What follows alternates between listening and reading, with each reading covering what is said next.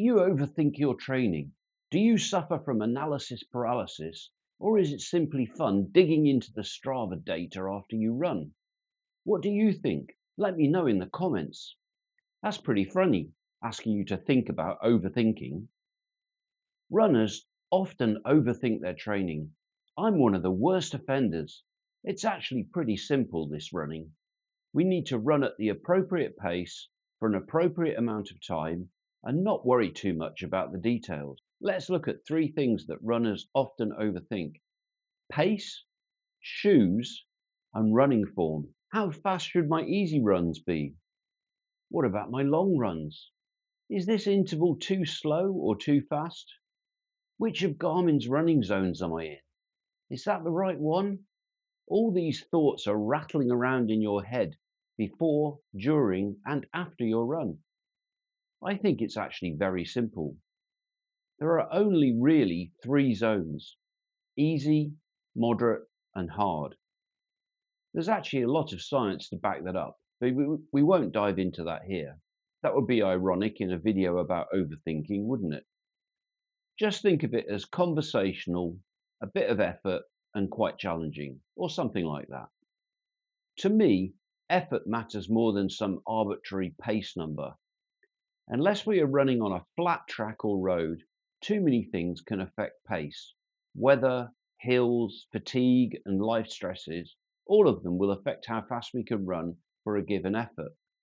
Do I need recovery shoes, daily trainers, a super trainer, racing shoes? What about trail shoes?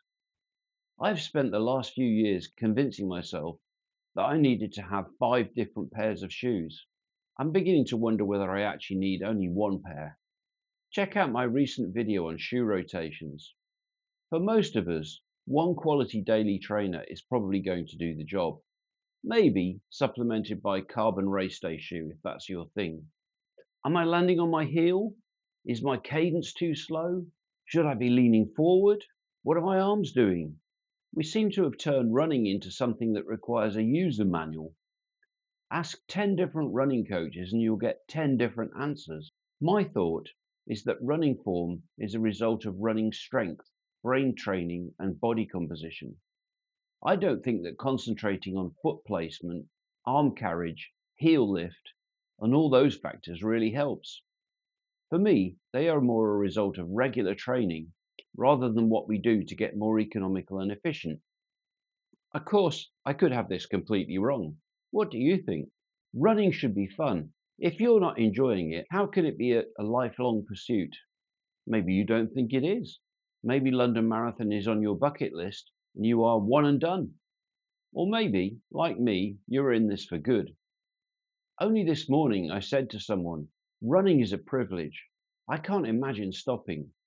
I don't know who I would be if I wasn't a runner. It would be that confusing to me. It takes some investment in effort to get to a certain fitness level, but then it just keeps on giving. You experience the changing seasons, whether you go out on a sunny day in a vest and shorts or in the dark in a rain jacket and leggings, you always feel better after a run. If you have serious goals, you can follow a plan. If you just want to freestyle it and run as you please, that's good too. Running is always there for you. Clearly, pace, shoes, and form matter. But I wonder if we're sometimes spending more time thinking about running than actually running. Do you overthink your training? What kind of analysis do you do, and is it helpful? Are you a data fan? Join the debate in the comments. Real running, real testing, real data.